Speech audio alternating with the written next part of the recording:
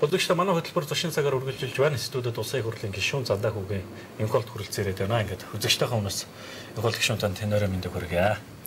Нэг л хэлж үзэгчдэд орой мэнд хүргье. Тэгэхээр Улсын их хурлаас төвлөгдсөн ажлын хэсгийнхэн Дорнод аймаг Мардан орд газруудад ажиллаад за энэхүү ажилтай холбогдуулан дүгнэлт гаргасан байгаа. Тэгэхээр энэ тухайн мэдээллийг бид та бүхэнд бас хөтөлбөрөөр хүргэлээ. Одоо илүү дэлгэрэнгүй мэдээллийг бас үзэгч та бүхэнд хүргэхээр бид энхолд гишүүнийг студид аваад байгаа нь энэ ямаа. Тэгэхээр гарсан мэдээлэлд бол за ашигт малтын тухай хуулийг зөрчөөд олборлолт хийгдсэн орд газруудад хайгуулын болон ашиглалтын лицензийг ашигт малтмалын хэрэглэх газраас өгч юм хууль зөрчсөн үйлдэлүүд байна гэж бичсэн байна лээ. Тэгэхээр ер нь бол тухайн мэдээлэл бас их тийм замбрааг үзүүлэлт болцсон юм шиг л мэдээллийг би авлаа л да. Юу гэхээр одоо нэг компани эзэмшсэн лицензийг төд бодлого өөр нэг компанид өгсөн. Нөгөө компани дахиад цааш нь ингээд амжилт нэг лицензийг төвчнээ компани хоорондоо бөмбөгшгөл дамжуулсан байна л да. Нэг биш 15 лицензийн тухай асуудал байгаа. Энд 14 лиценз нь ингээ байж юм л да. 15 дахь лицензийг энд бичээг байгаа.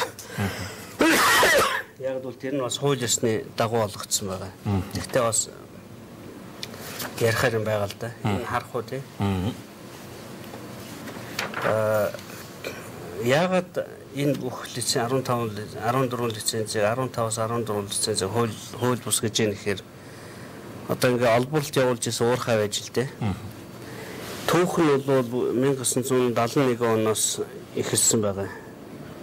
Дорнод аймгийн Баян-Дун 3 загал Дашболбор сумдын 3 сумын нутаг дамжиж байрладаг ураны ордуудад 71 онд хайгуулын ажлыг эхлээд 74 онд илрүүлээд 81 онд хэлцээр оруулсан байгаа. Нөгөө Мардан ураны ордыг ашиглах нууц хэлцээр гэж нэрлэгдээд байдаг.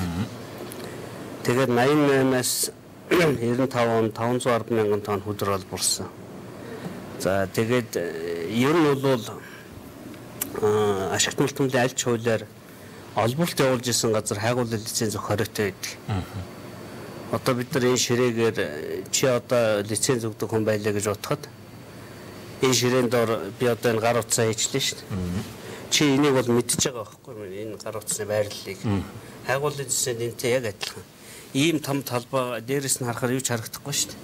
Гэтэл энэ мэдээлэл чамд байгаа байхгүй яг тэгвэл 81 оны хэлцээрээр ураны тэр концессийн эрх дуусангууд тэр ашиглаж байсан уурхай дид үтц хайгуулын ажлын үр дүн бүгдээр Монгол улсын өмч болно. Ямар нэгэн нөхцөлгүй гэсэн гэрээтэй. Би нөгөө нууц гэрээ яриад шүү дээ.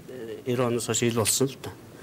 Тэгэхээр энэ гар утасны хаана байгааг чи бол мэдэж байгаа. Чиний мэдлэг чинь хаанаас гардгийг гэхээр бид нар 99 онд олж авсан л да. Энэ бүх орд газрын байршил бол ийм бичиг баримтаар ингэ байж юм. Жишээ нь бол энэ газрын зурган дээр байгаа энэ улаан биш шүү дээ. Мардан гол 3 болог улаан. Энэ улаан гурвалжингууд бол дандаа ураны ордод байгаа. 1 2 3 4 5 гэдэг.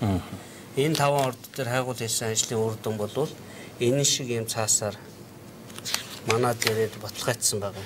Жишээ нь бол улаан гэхэд ураны хөдөр бол 132 мянган тонн. Уран бол 159 111 гэдэг. Ингээ ийм бичиг баримтууд бол байгаад байна. Тэгэхээр чи энэ том талбай дээрээс энэ уран хааныг мэдээд нь шүү дээ. Мэдсэн мөртлөө чи хайгуулын лиценз өгсөн байдаг байхгүй юу? Одоо 14 ширхэмний үзүүлээд байгаа. Лицензүүд энэ. Тэ 2002 оны 8 сарын 10-наас эхлээд ингээд өгөөд ихсэн байгаа. За 1 оныхоо хамгийн сүүлийнх хамгийн ихнийх нь тэгээд 2 оноос хойш. Ер нь бол 4 жилийн хугацаанд л юм аа тийм ээ. Тэ 1-ээс 5 он гэдэг чинь 4 жилийн хугацаанд. Тэгэхээр энэ бол мэдсээр үжиж энэ дор юу байгааг мэдчихэж байгаа бол заавал хайгуулъя гэдэг шаардлага байхгүй шүү дээ. Тим логикоор ашигт малтмалын хуулиуд бол гардаг л да. Гэтэл энэ эрхээ хэтрүүлээд яагаад лиценз өгж байгаа нэхээр энэ мэдчихэж байгаа энэ цааснуудыг чинь эрх өхөө улсууд нь зараад байгаа юм л да. За энд юу байгаа би мэдчихэж байна. Чи надад хэлэх нь шүү дээ. Би лиценз авахгүй очихоор би чамд энэ цаасыг өгье. Чи хайгуул хийсэн дүр үзүүлээд ганц хоёр өрөм тавиад Тэгээ энийг буцаагаад авид энэ тоонуудыг. Тэрийг чи би батлаад өгье. Чи тэгээ ашиглалтын лиценз болгоод аав гэж. Ийм бизнес явагддаг учраас энэ бүх хууль бус лицензийг олгосон байгаа. За энэ хууль бус лицензүүдийг цэгцлэх боломжийг засгийн газарт олгосон. Өнгөрсөн 100 цөмийн энергийн тухай хууль гэж гаргасан тэрүүгээр энэ бүх хууль бус лицензүүдийг цуцлаад хуулийн дагуу болгоо гэдэг үүрэг өгсөн байна. Гэтэл энэ 11-ийг бүгдээр ингэ буцаагаад өгсөн байна. Хууль зөрчөөгүй байна гэж шалтгаан гаргаад. Эднэр бол шийдвэр гараагүй гэж хэлсэн. Гэхдээ энэ гарцсан юм байлээ. Эднэр бол хүлээгдэж байгаа. Ялангуяа энэ хаан ресурсын 9282Х гэдэг лиценз бол улсын тусгай хамгаалалттай газар Яхнуурын орон гэж байгаа. Энтэй давхцсан байгаа. Манай хуулиар бол энэ